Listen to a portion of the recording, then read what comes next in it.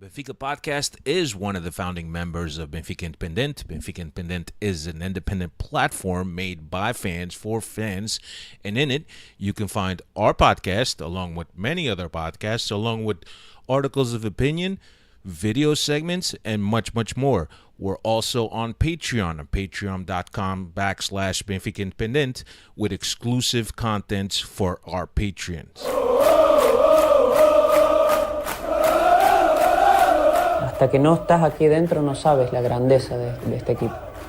Sí, es un club que tiene una grandeza que no se comprende si no estás aquí dentro. São de uma magia única, benfiquista, que só nós sentimos assim. Por muitos desgostos que possamos ter, valores mais altos se levantam. E o valor mais alto que se levanta em termos futebolísticos chama-se Benfica.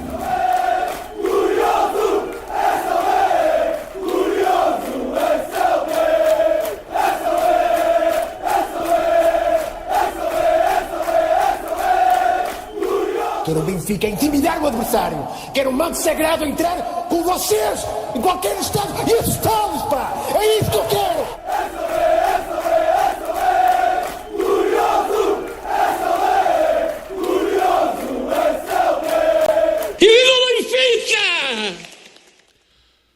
What's going on, everybody? Welcome to another edition of the Talking to the Doll Benfica podcast. My name is Alfredo Fumacic, with you always, every week.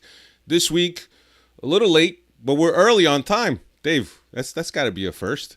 Dave's here. Dave, what's happening, man? You've been off for a while. What's going on? Extended summer vacation for me, but great to be back for another season. And yeah, late or early, it all depends on when you listen to it. But great to be back on this week. Yep. Let me say hello to all the Freddies that are joining us. DJ Natural Fire was the first one here. Chico Marcelino, Carpe Diem, Pedro dos Santos. Bom dia from down under. Good day, mates. Manny Valadão, Bruno Gil Rodrigues, Diogo Reis is in Nazaré. And that's the guys we got so far, man. But people I know, I'm pretty sure that people are gonna pour in like you always do. Anyway, welcome to another episode of the Talking to the Doll Benfica podcast, episode number 493. Tonight we'll discuss the Super Cup against Porto, that start of the season that we felt so good about, only to be shut down after the game against Boavista at the Bessa this past Monday. And obviously the reason why we're coming to you a little late is because I was at the game and I just got back yesterday after my flight was canceled on Tuesday. It seems like a typical occurrence these days that flights get canceled. But yeah, I was supposed to come back on Tuesday. Flight was canceled. Came back on Wednesday, so got here yesterday, and that's why we're doing a podcast today. So here we are, all of you guys that are enjoying your vacations out there, and are taking the time to listen to us and to watch us. We appreciate that greatly. But Dave, you've been a while, man.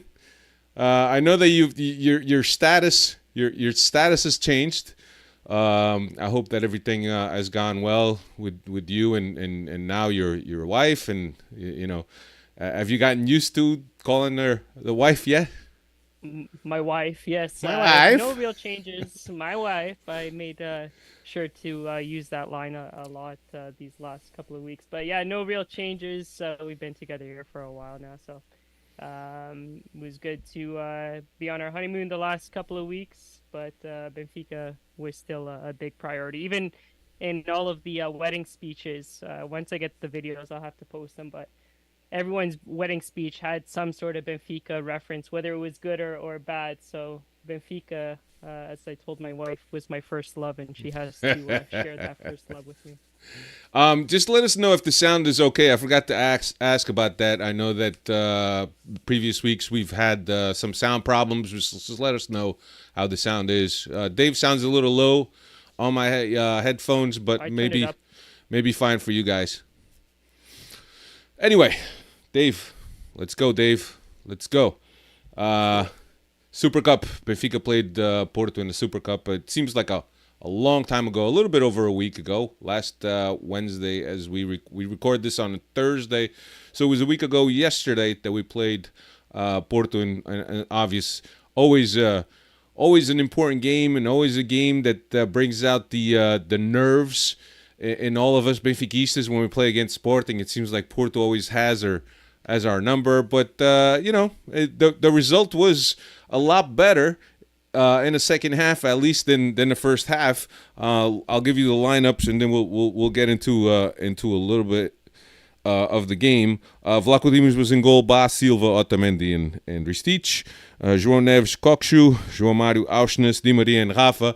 And Dave, I had Red Baron here last week, and Red Baron and I were talking about a possibility of Benfica playing without a striker. Obviously, we were right after we lost Gonçalo Ramos to PSG.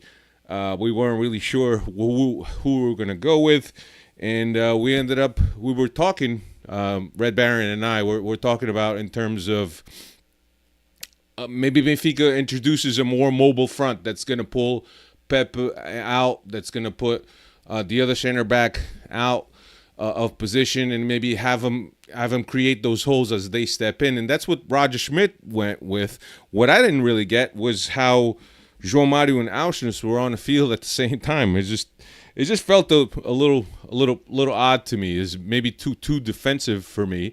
And Benfica struggled in the first half. Benfica was pinned back against their box. They really couldn't build up too much because Porto had a very high line of pressure, and Benfica struggled in that first half to get anything going. And I don't know. I'm looking at this game and at halftime, I'm thinking, man, here we go again. That fear, that classic fear that we have of playing Porto, where they always come into our house or they play us and they do whatever they feel like it with no regard for us. What were your feelings like at halftime, Dave? Yeah, watching that first half, we couldn't really create any opportunities, and I guess in a way we did well to weather the storm there in the first half. But at halftime, there was not feeling confident that it was going to be a long night in there. But luckily, Roger Schmidt picked up and saw what we were seeing there in the first half, and made the appropriate adjustments. But without the striker there, I don't think. Hopefully, that's the last we see of that lineup here for the rest of the season. Given the circumstances, I can agree with Roger Schmidt's thinking on that. But that first half, the team just looked in shambles and out of sorts. They're not something that they're used to playing in that type of style. So luckily we made the changes at halftime, and it was a different team in the second half. Yeah, no, for sure. And I thought that there's very, very few times where Roger Schmidt is not few times, but there's sometimes, I'm going to say sometimes. I don't want to be biased because of the Boavista game, but we'll get into that in a little bit. But there's been a few times where Roger Schmidt has had a good read on the game. And I think that maybe he tried to go for that mobile front, and then when he realized that it wasn't working, okay, let's revert this back. In the 46th minute, or right at the half, he brought in Jurasek for Ristich, and he brought in Musa for João Mário, which was it changed a lot. And regardless of whether the team really got down and absorbed the good talk at the halfway in the locker room, I thought that the team came back with a different attitude, and I think that things started clicking for the team. I think that the team started gaining confidence. Obviously, in the first half, had Porto scored one or the two opportunities that they had. I remember one early on in the game by Galeno, like at 1 minute in, if that if they scored, then maybe we're back in our hole. But the fact that we withstood the pressure, and then we came out with a different attitude, and then also with Musa and Jurasek, and not that I don't think that Jurasek made much of a difference, but certainly playing with Musa now and allowing those other guys a little bit of freedom right? With Musa pinning the center backs back, I thought that Benfica was a lot better. I thought that João Neves was awesome, both in the first half, despite being one of the few highlights of the first half. In the second half, I thought he was really good. And then in the 61st minute, Di Maria off of a Kokshu pass put us up ahead, which was, I thought there was just a natural progression of things of the way that we were playing. And I thought that, at that time, I thought that this is good momentum that we have here. We were playing better than Porto. It seemed that Porto now were the ones that were having a hard time getting out of their half. They had been playing long balls into the area where Ristich was to explore, between Ristich and Otamendi to explore that area of the field, but Benfica was defending well. And then 7 minutes later, 2-0 with the goal from Musa from a Rafa pass. And I thought that at that time, I didn't think the game was going to get away from us. We were just much more dominant than them over those first 15, 20 minutes, even 30 minutes of the half of the second half, that I really didn't think the game was going to get away from us. What were your thoughts, Dave?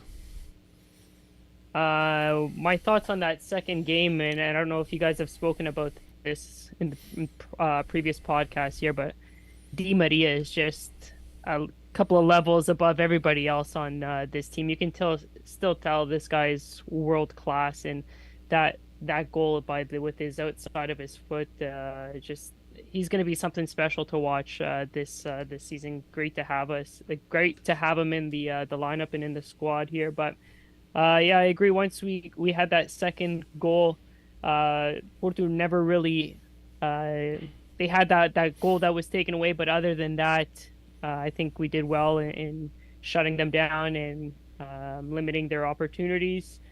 Obviously, I don't know if you want to get into the theatrics after the 90th minute or not, but that was a whole different sideshow in itself there. But one thing I'll say, I'm glad some other teams may have gotten, how can I put this, would have gotten suckered in and gotten involved in those theatrics, and I think that's what they really wanted. They wanted to see a reaction from us, and if they were going to get a red, why not pull a couple of our other players and get them involved too? But got to give credit to the squad and to the players. They didn't get suckered into those theatrics, whether it was from Pep or from Sergio Conceição. But overall, we got a title over our main rivals, and I think that's the most important way.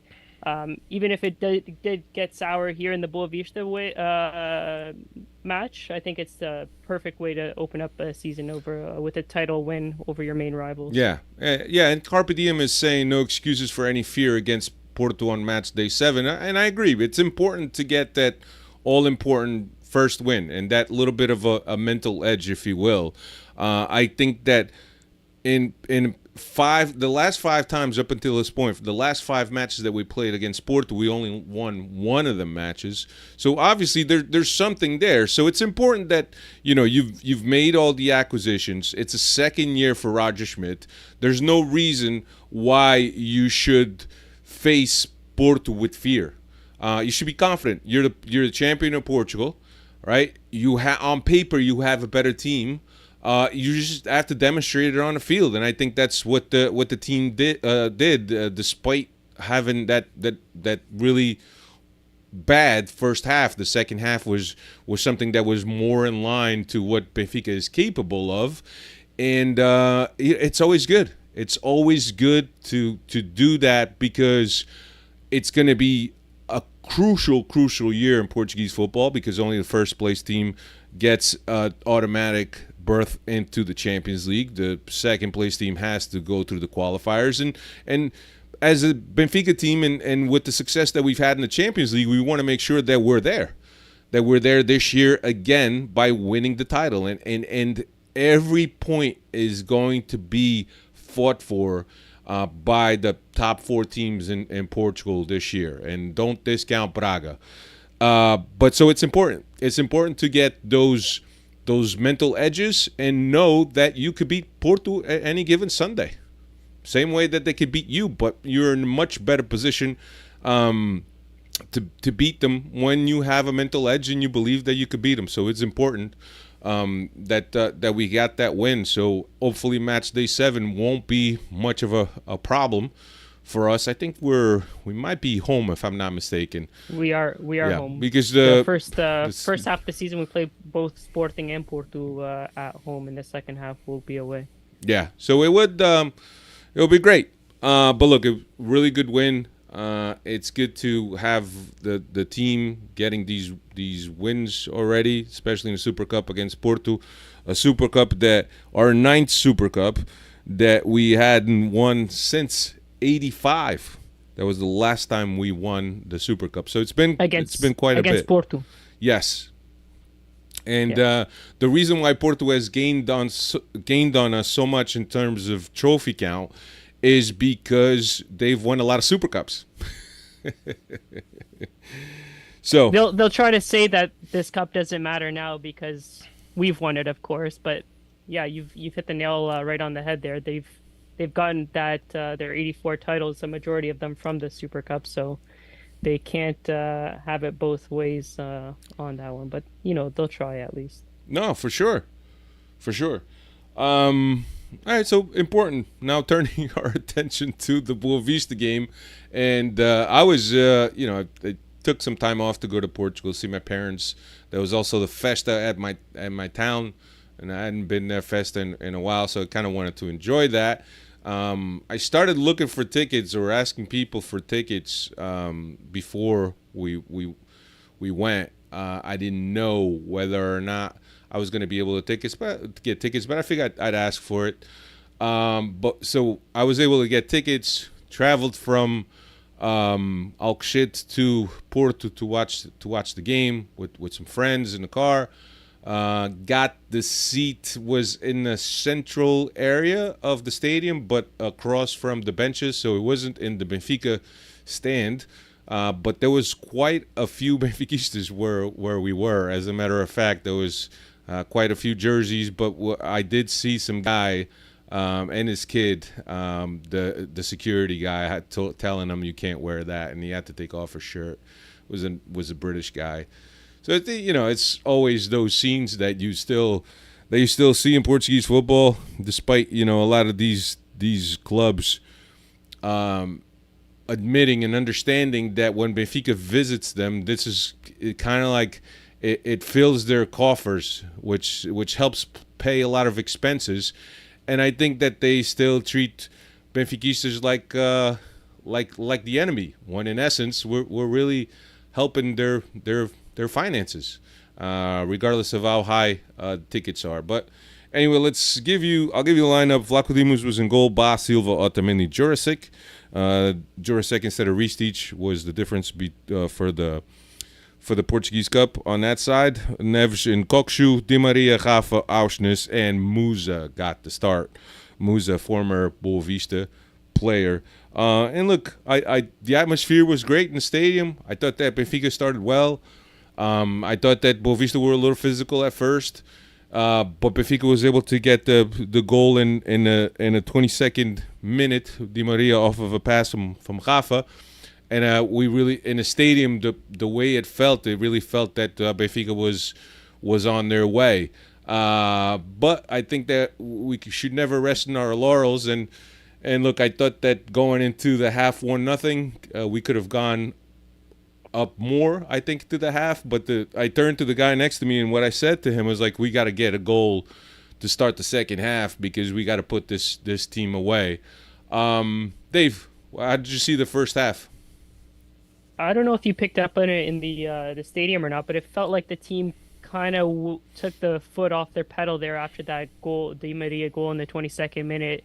At least how it felt from my vantage point, that team was kind of in cruise control and kind of letting Boavista get back into this game. So I definitely agree with your sentiments that a goal to start off the second half would have been huge, because I didn't kind of like what I saw from this team going into the halftime, just controlling the game, but almost letting Boavista get back in there as well, where I would have liked to have seen them get another goal before the second half.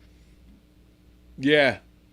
Yeah, no, look, I didn't feel it, but I certainly felt that we needed that goal, right? So it and maybe I got that feeling because we weren't playing to the potential or to the level where we said we got this completely under control. We're completely dominating Boavista.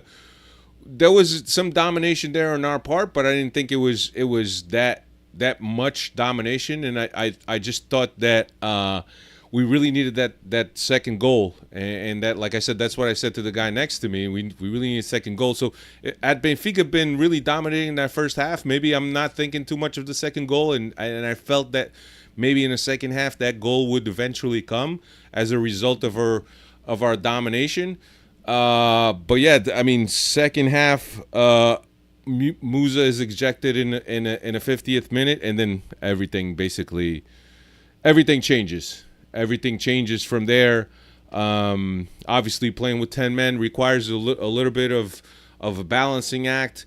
And Dave, I don't know if I'm thinking about this substitution. I do understand why he did the substitution. Why Roger Schmidt pulled out Di Maria, because playing with 10 men, you obviously need all 10 guys to be defending. Di Maria's forte is not defending, obviously, so I get it. I get that was the substitution. I just don't understand why Muratu, because you're up 1-0, right? You're not dominating the game like I was just saying, and you put in a center back, and it's almost like, okay, well, you signal to Boavista, it's like, well, like they just pulled out an attacker and they put a defender. So are they now defending? Do we have now more space to move our lines up? And I just thought that was a weird substitution. What do you think, Dave? I think it's easy for us to second guess it because Boavista gets that goal right away, which is not something that Roger Schmidt was planning for in that moment. I think we got to do a better job right off that ensuing free kick we can see there, and that kind of throws whatever tactic or whatever game plan that he was hoping to play with the three center backs right out the window. But I think it's a lot of revisionist history that we're doing now that we conceded that goal and now we're playing with three center backs there. I think obviously, ideally, you don't want to concede right away, and we'll never know how that shapes up. But I would like to err on the side of caution, and the only reason is because that goal shouldn't have happened that quick. I think. Yeah. And you got to give credit to the team. It's not like the team sat back after that goal and tried to hold on to the 1-1 lead either. We got to still remember we did get the second goal back there for Rafa, and this team pushed forward to create those opportunities. I think it's just easy to point this one at Roger because the goal happens right away. And I don't necessarily think that's on Roger Schmidt conceding that goal right away. Yeah, and a lot of people were criticizing that because if you follow football and especially if you've been involved with football and playing at whatever level, you very rarely do you make a substitution before a set piece. And the reason for that is because the guy that's coming in is always going to be an extra guy that may not know where his marking assignments are. So it's a lot better to leave the guys that are in and make the substitution after the set piece. And I'm not saying that was the reason why Benfica let up that goal. I thought that Jurasek could have done better to clear that ball, but I don't think the blame falls all on him. I just think that, as set pieces, you got to be able to shut them down. Because if a team can't score against you on the run of play, they're going to look to score against you on a set piece, which is an opportunity that they have. So, but I agree with Bruno Gil Rodrigues. He says I don't agree with Muratu. Should have been Florentino. Yeah, Florentino would have made a lot more sense to have Florentino. We could still control the midfield, move Kokshu up to more of a center attacking mid to be like the first guy that presses the first phase of construction for Boavista. And I really felt that should have been That should have been the move. 55th minute, so Morato comes in 54th minute. 55th minute, they scored. In the 75th minute, Rafa pulls one back for us and puts us back on the winning column. And I got to be honest, the whole stadium erupted when that goal happened. And because we were all watching the play, and it was almost like slow motion because there's a shot by Rafa. The keeper blocks it and hits the post, if I'm not mistaken, or the crossbar, if I'm not mistaken. Comes back to João Neves. João Neves hits the ball. Keeper saves it again. And then, keeper saves it again and hit. That's the one that hits the crossbar. And then Rafa puts it away. And I got to be honest, there was an explosion on the field or at the stadium because we had just tied the game, playing with 10 guys, and to see Benfica go up again, another goal, and thinking, okay, well, maybe we're in a clear now. We got this back. All we have to do is manage the game, and it wasn't meant to be. In the 84th minute, and I can't believe how late these substitutions are happening. Also, in the 84th minute, Tino comes in for João Neves. Chiquinho comes in for Kokshu. Neres comes in for Rafa. And what it looked like, it's almost like he's refreshing guys, right? So because it's position for position, basically. And then in the 90th minute, we give up that penalty. Another play where there's a cross that comes across the box. Vlaco Dimos comes out, hesitates, does not cover. It's caught in no man's land. The ball is played across. Antonio Silva knew that he had to put something on the ball or on the player.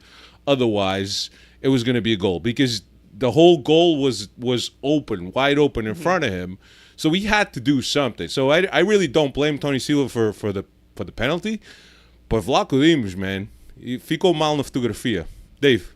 Yeah, definitely. The hesitation killed him there. I don't know what he was thinking. I don't know if he was thinking that if he went in too hard, he was going to cause the penalty, so he backed off. I don't know what went through that man's head, but that's I'll just say it has to wear that one because his hesitation ultimately leads to Tony Silva having to create that foul, right? And it we can dissect it here and there, but it was ultimately a penalty, right? And yeah, that's on Vlaco Dimos, that one, and I think his time here is coming up to an end, and it's not going out. He's not going out on top. That's for sure. Yeah, Jason Gaidola, some key mental blunders in that game from a team standpoint. Yeah, for sure. You can even argue that both Antonio Silva and Otamendi went for a head ball on that ball, and they missed it, and then they were both out of the play, and that's how the guy that was with them that crosses the ball in, the Boavista player, he didn't go up for a head ball with them, but he got the second ball from them. So both players went up for that head ball. But you're right. There's some mental blunders. There's some lack of focus, and it's. I don't think it's just because it's a preseason. It's not excusable because those guys have been playing together for a while. As a matter of fact, most of this team has been playing together for a while. So but Vlaco Dimos, and we all know, and I think that. Vlaco Dimos is the punching bag of the week, obviously, and everybody loves to be punching on Vlaco Dimos, and certainly we were all frustrated, and we're frustrated with him and this, and then the third goal also, but again, third goal, another blunder, is a missed ball. Bach goes into the. I don't know if he's trying to do a roulette out of that play or if he's just trying to poke the ball away. It was just kind of a strange play, and then the two, both Morato and Otamendi, are basically next to each other to defend that ball rather than Morato taking a step back because Otamendi's there. Okay, so let me just go back. Just track back and just try to play this the best I can in terms of my positioning and what kind of passing lanes I could get to here.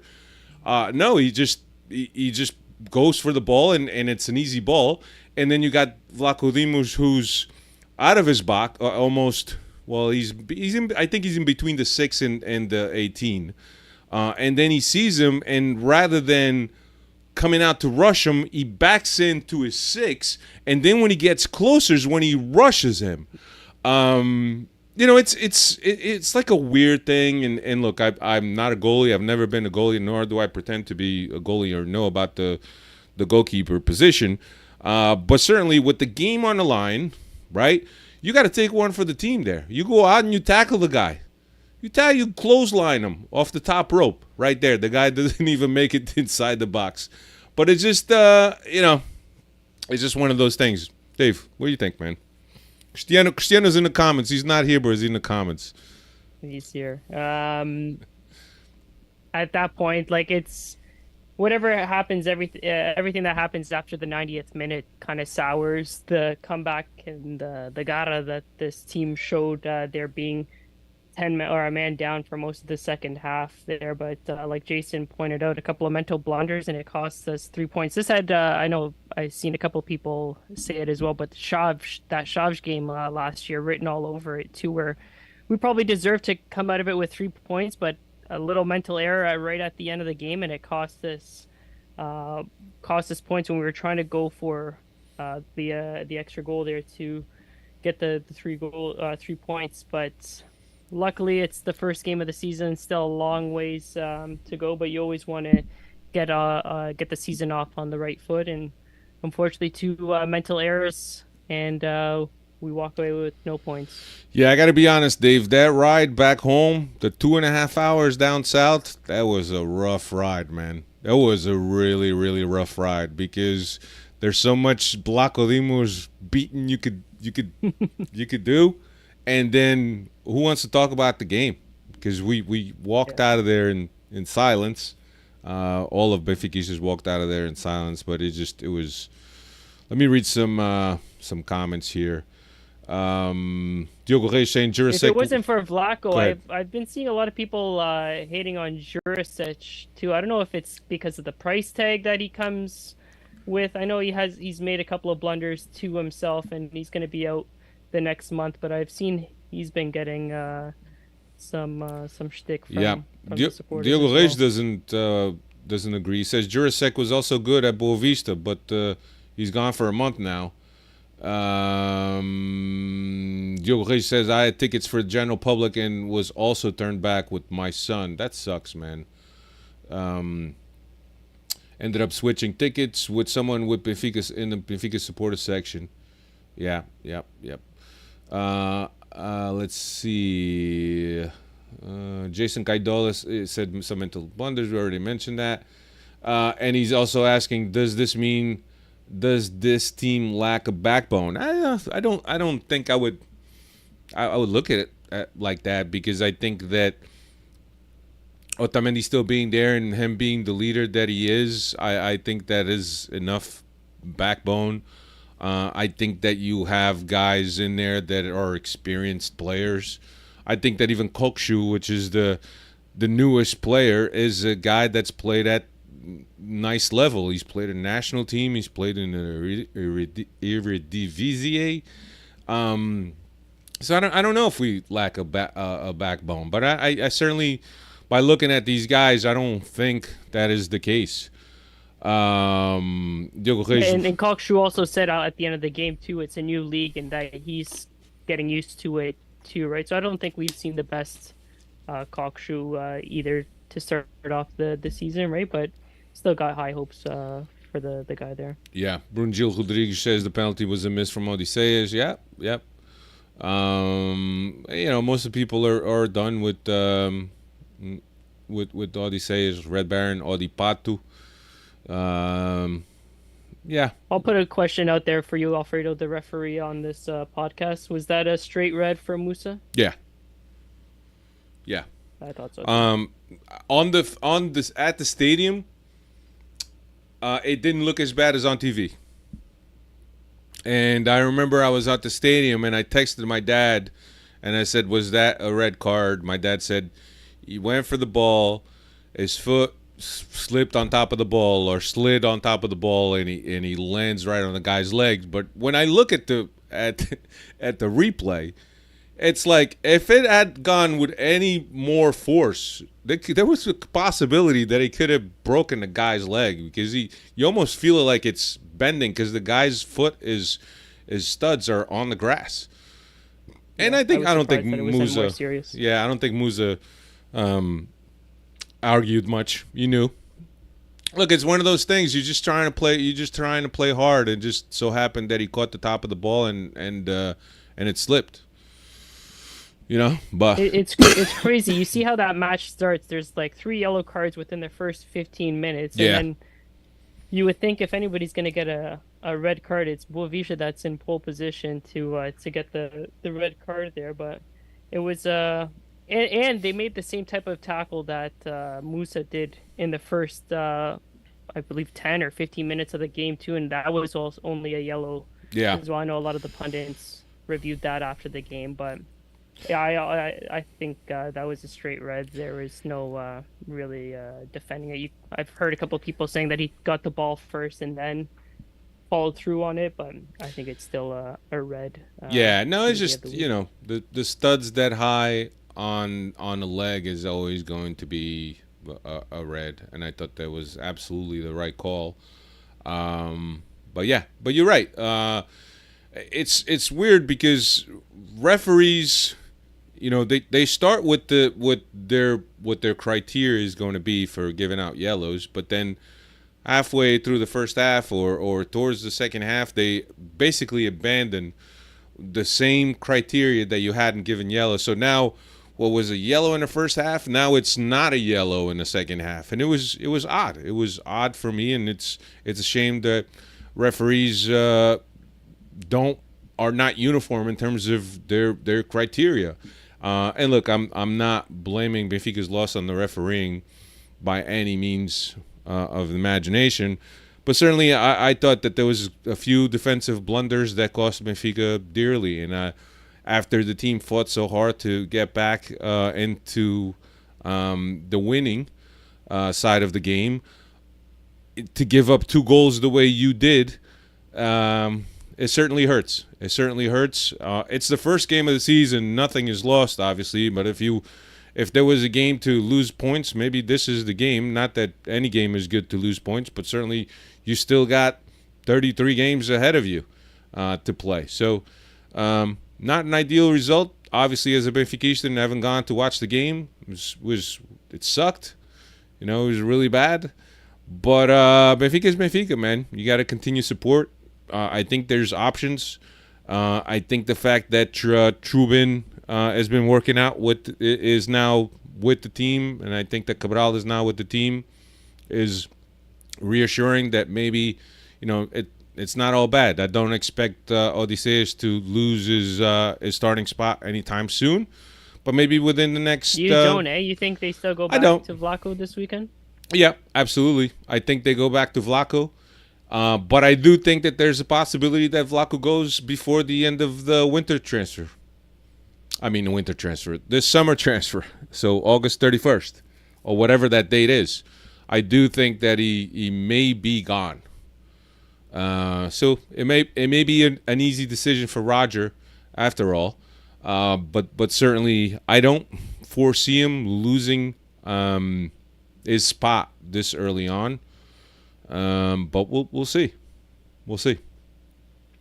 Dave, you have any stats on this game? We're moving. Cristiano's not here. We're moving like But wildfire. Chris is active in the chat. So you're not reading his chat, and he said he's taking away his. I'm taking away like my that he like. gave on Let the me see. Twitter. What is Cristiano commenting here? Don't forget to smash the like button. Diogo vai dormir. Before I forget, Bai is another bum. Been telling you guys for years that he's a bum. He's talking about Vlaco Dimos. Dave, you're back. You know, it's Cristiano. I don't think he has any good insightful comments. He's just talking shit like always. Some stats on this game here. Di Maria scores in consecutive games. First time in his Benfica career that he's done that. Only the second time that Benfica has suffered defeat at the Bessa after being ahead at the halftime mark. The other time came in the 2017-2018 season. That was the Bruno Varela Frangu game, if you Yeah. guys remember that one. And then first time in 10 years that Benfica have opened the season of the league with a loss there. So there was a stretch there where we were losing or drawing every game to start off the season, but 10 years since that's happened. Yeah. Nick Valadon is saying we got the first stinker out of the way. Only sunny days from here on out.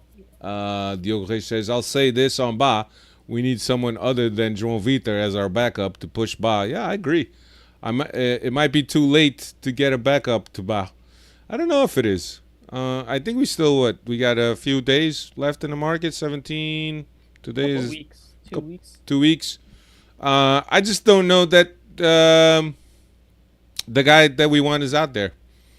And the fact that we have João Vitor, maybe we suck it up. We go with it. So, we'll see. Diogo Reis says, I'm afraid Vlaco stays till the winter transfer. Left back, too, with this injury to... Nah, he's out a week. 4 weeks. I think that that Ristich could deputize. As a matter of fact, I think that it will give Ristich plenty of time or chances to make the spot his own. I think with this period where he's going to play, he's going to have a chance to say, I want this spot and I'm your man. And look, if he doesn't, then we know that we're going to be in bad shape, Dave. Because then, we got Jurasek, who is far from proving anyone right in terms of how good he is, right? As a matter of fact, he's probably proving a lot of people right that think he's shit. But it's gonna be an opportunity that Ristich has, and I think that he hasn't. Last year didn't have a lot of opportunities because Grimaldo was playing so well, but certainly this time period now, and albeit early in the season, is a time for him to say, "Present, I'm here, and I want this position." And I think that we always say the competition is healthy, and I think a good Ristich is good enough. He's not Grimaldo, obviously, but a good Ristich is. I'm happy with a good Ristich, at least from some of the good things that I've seen from him. They haven't been a lot, but certainly encouraging things sometimes. But we'll see. But I think that if Ristich doesn't work out, we're kind of stuck with two guys that are not really the best. Brunjil Rodrigues says last time we started with we lost, we went for the last time we started with a loss, we went for the tetra. Yep. Somebody was saying that last time we lost the first game, we won the second game, and we tied Sporting, something like that. I think that our friend Nuno was telling us that. I don't remember the stat now, but anyway, Dave, first game's in the books. Now we get back to Estádio da Luz to play Estrela da Amadora, who was just promoted into the first division. Last time Benfica played Estrela da Amadora, do you know that stat, Dave? Last time Benfica played Estrela da Amadora for the league. For the league. I'm going to say 08-09 because I have it here that that was the last time they were in the first division. 08-09. Benfica has played them twice after that, but both for League Cups and Portuguese Cups. Saturday, 8:30 local at Estádio da Luz. No Musa, obviously, will be serving a red card suspension, and no Jurasek. Dave, what numbers do you have on Estrela, or are they too new for you? Well, using the old club included in these stats here, but historically 29 wins, 6 draws, 2 defeats, and like I said, it'll be their return to the first division since the 08-09 season, and they last weekend returned with a 1-0 defeat against Guimarães there. Yeah. Do you think Cabral gets a start? Cristiano saying, can't wait to see Cabral can do in Bum Musa's place. Cristiano's being very friendly tonight. Well, maybe next week Cabral will also be a bum, and it's whoever's in that position is the bum. Then all of a sudden we need to go to the market. Yeah, no, I think you got to give that to Cabral. You don't pay 20 million to keep him on the bench, especially when Musa is not available. So I'm interested to see how he does in this match at home against Estrela. So looking forward to seeing what Cabral can do for the Yeah. squad here. And I'm hoping that Trubin gets a start as well. But I don't know if Come that's on, Dave. just I don't know if that's just being too negative on Flacco or but that would if we could get both of those guys starting, that'd be A plus in my books there. Yeah. A lot of people, I know that Tankstead wasn't an option at Bessa, right? Because when we needed a forward, we didn't put him in. But and I know a lot of people are high on Cabral starting, but are we forgetting Tankstead? Does Tankstead get the start instead, Dave? Well, he was on the bench, but they never brought him in. Is that what you're saying? Yeah. Yeah. And then, well, and before the game, it was that Schaldrup didn't even get called to the match day squad as well. But no, I think it's just based on the price tag that we paid for Cabral. I don't think you go with a Tankstead in this position. If Cabral's ready to go and he's healthy to do it, I think Roger puts him in there and see what he can do with this team. Yeah. Yeah. Now, look, Christian is saying I'd love to see Trubin there, but it would be harsh for Vlaco Dimos. Look, it's what, like 4 or 5 seasons for Vlaco Dimos now? First game at home of the season. Him not getting a start, man. I agree. That is harsh. But we'll see. But what's it going to take to get Trubin to start? Did Vlaco Dimos leaving on his own terms so that it doesn't look as savage that we're kicking him to the side, or an injury? Because clearly we signed Trubin for a reason, not to be on the bench as Vlaco Dimos' backup. And competition is healthy, right? But I think it's unfortunate that Vlaco Dimos, instead of using it to make himself better, I think he's going to want to pack up and go elsewhere. Look, that makes the decision easy, right, for Roger Schmidt and Benfica, and certainly, when the going gets tough, you pack your bags, right? So I don't know. I'm just curious to see what would happen. We haven't heard any. Well, actually, yeah, there was a piece of news this week that there was a team that was interested in him. I don't know if it was a German team or if it was an Italian team. I'm not sure. I thought I read something. But yeah, that certainly makes the decision a lot better. But everything that I've been hearing about Trubin has been good things. Mature, over his age, quiet but a leader. Has been captain to youth teams. And I think that says a lot, right? Because it's not too often that you see goalies be captains. You'd really need to have a strong personality and strong leadership skills. And if he's been selected at his young age for youth teams, that says something about the personality and the influence that he has on the team. So we'll see. So, what else we got to talk about, Dave? It's just short ones. Short. Let's see if anybody saying the chat saying it. Trubin only plays if Vlaco Dimos stinks it up for the next few games or leaves before the deadline. Yeah. Brunjil Rodrigues says Trubin starts Saturday. Give away Odysseus. Yeah.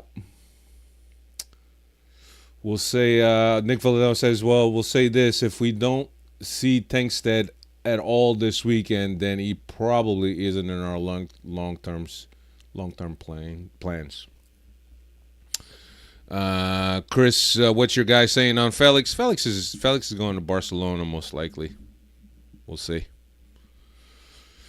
But yeah, it's, Nick Valadão says, yeah, bring Felix home. We need to fix him. Yeah. Griezmann had some words for, of advice for Felix, Every player goes through a tough time. You just gotta grin and bear it. You gotta be a professional. People paying you a lot of money, man. Put in that effort. So regardless of what you're doing, regardless of whether your boss counts on you or not, you got to put in that effort because that's what they pay you for. And you kind of want to leave. You know, you don't want to leave a club on bad terms and leave. First of all, you're gonna leave a bad taste in fans' mouths, and then as a football fan, people are always going to be suspicious of you for being a prima donna. All right, so if things don't go your way, you're just going to do a little temper tantrum, and you're going to go whatever you feel like it. So, I don't know. The Felix thing is a delicate thing. I think the longer it goes on, the bigger chance Benfica has of bringing him, because then all the options will start closing up. But I think that I don't think he comes to Benfica. But I could be wrong. We gotta wait for our boy Fabio or Fabrizio to tweet it, and then we'll have Chris on for his reaction on it. But yeah, I think there's still, like we said, a couple of weeks here to go with the transfer market being open. I know Gedge's name keeps being thrown out that he's returning back on another loan to us, so there's still some time to make a couple of moves here and there. Yeah, no, for sure. I don't know if Benfica's roster is completely closed. I think that maybe we're looking at one or two positions, surgical positions. I don't know if Roger Schmidt has had time to assess the new faces and see if they are what he was expecting, but I don't know. But the window's still open. So, what else? That's it, man. Brunjil Rodriguez says, you guys around Boston, I'll be in town for Billy Idol concert. No, I will not be in Boston. I bet you there's some Freddies in the chats that are Timo's in Boston. Cristiano says he has an OnlyFans account. Diogo, you have to subscribe to my OnlyFans for that type of news. Yep, there you go. He's not wrong. Some news and some flesh from Cristiano. that Borat mankini that he was supposed to wear. He's saving that for the OnlyFans channel. That's how you do it. All right, everybody.